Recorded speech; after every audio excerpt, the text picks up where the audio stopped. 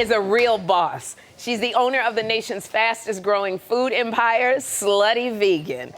It is worth over $100 million. But her road to success was not easy. She had to overcome many obstacles to get there. So please welcome my friend, Pinky Cole Hayes. Pinky!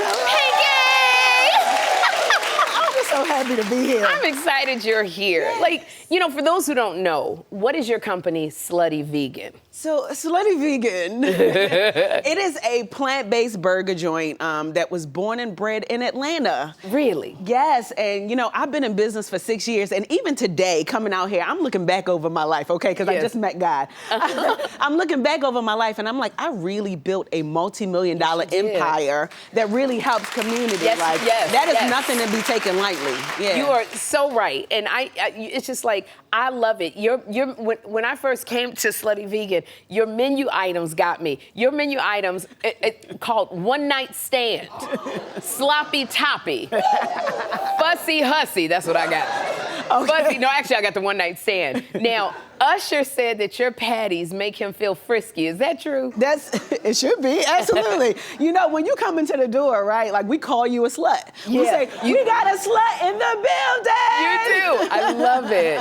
I love it. And I know when we were in Atlanta, Kim Whitley and I, and we stopped by Slutty Vegan, and that was the first thing they did. They said, hey, slut. And I was like, wait a minute, hold up. It's the culture. But I loved it. Everybody was so outgoing, excited to be there and to be at Slutty Vegan working there. And, you know, taking it back, like your road to success was bumpy. But what were the biggest obstacles that you faced? I suffered a lot of loss in business. Yeah. I remember I had a restaurant in Harlem. My car got repoed, got kicked out of my apartment, had bad relationships. Thank God they didn't work out because now I'm married and happy with kids. Yes, you are. But I needed those things to happen because it put me in position to understand what integrity and character looks like so that I could be able to build an empire and make it work for all the people around me, and I wouldn't have it any other way. Oh my gosh, Pinky, I love how you talk about failure was not a bad thing for you.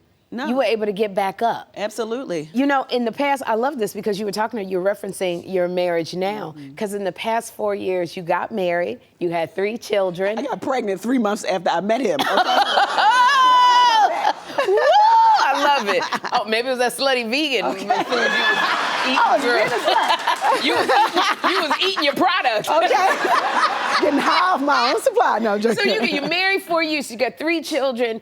You just had your baby 11 months old. Yes. And you're managing your businesses. So how do you do all of that?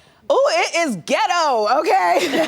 But it's a good ghetto. It is very hard. Yeah. And as an entrepreneur, I always want to be transparent about my journey because you see social media, right? And you see like the comments and, oh, it's pretty, but there's some dark nights. I'm not even going to lie to you. And I'm sure that you understand as an entrepreneur, but the beauty of it all is that we work hard for this. It's about legacy and creating generational wealth and making sure that we're making our ancestors proud. You know what I'm saying? And as long as I can do that, I'm all right. Do you have, like, you know, in this journey, do you have people that you put in place to help you? Yes. Are you trying to...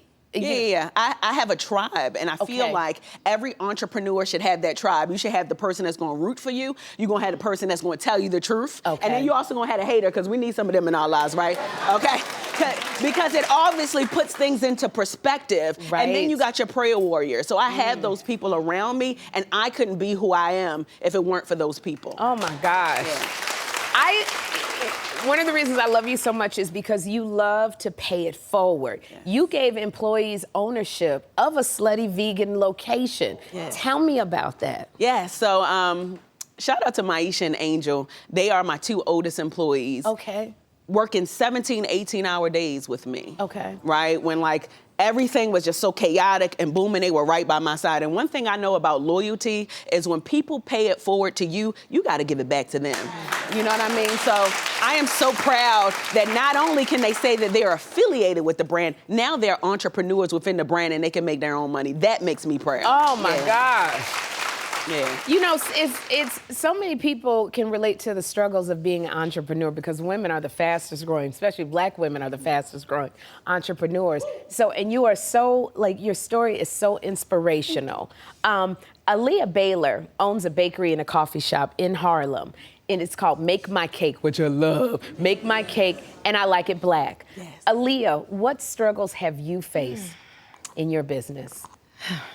What struggles? Since 1995, I took a brave step of taking a home business that my mother, Joanne, had started from 1975. It took on its life of its own, but facing gentrification, we were displaced twice. Finding a new location in 2020, getting a small amount of funding just 3 weeks before the city shut down, halted our production, the pandemic shut down our ability to continue for over a year. Upon opening, it has been hard to bake up to profitability in these past 3 years. Cost of goods, gaining skilled labor, just affording that labor, because when you talk about a team, you need a team to do this, because I wear multiple hats, and you don't gain stability when you are doing multiple things. I feel like a short order cook sometimes, just getting things done. And of current, I had to give my business a lifeline. I had to launch a GoFundMe. And, to give myself some breathing room so that I can put forth some strategy and hope to gain a strategic partner in this business, in this industry, that'll get me beyond this next step, because my business is legacy and it has life. Absolutely. So what would you say to Aaliyah? First of all, your legacy is sitting right behind you. Yeah. Right? So I got chills in my bones. And I'm gonna be honest with you. I found you on social media because everybody tagged me to your page, right? God is gonna restore everything that the world has taken away from you, right? And I want to be able to bless you in your business, because I know how hard business can get. I know the days that you want to throw the towel in. I know the days you feel like giving up, but I want you to turn around and look at that person who created this legacy that you're going to continue on for your children and their children. Yeah. And because of that, I want to offer a donation from the Pinky Cole Foundation for $10,000 for you. And not only that, I want you to come up here. Is that okay? Bring her on over here. And Come on over here. Watch the cord, Mama. And I want you to know, it's not just money that I want to give to you.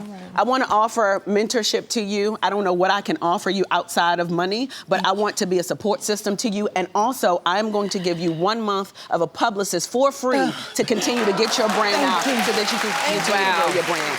I am proud of you, and it will work out for you. I love you. This is what it's about, giving back. Yes. Giving back. You receive when you give. I want to say, Pinky Cole, thank you for being here. Aaliyah, thank you. Y'all, we'll be right back. Pinky Cole Hayes.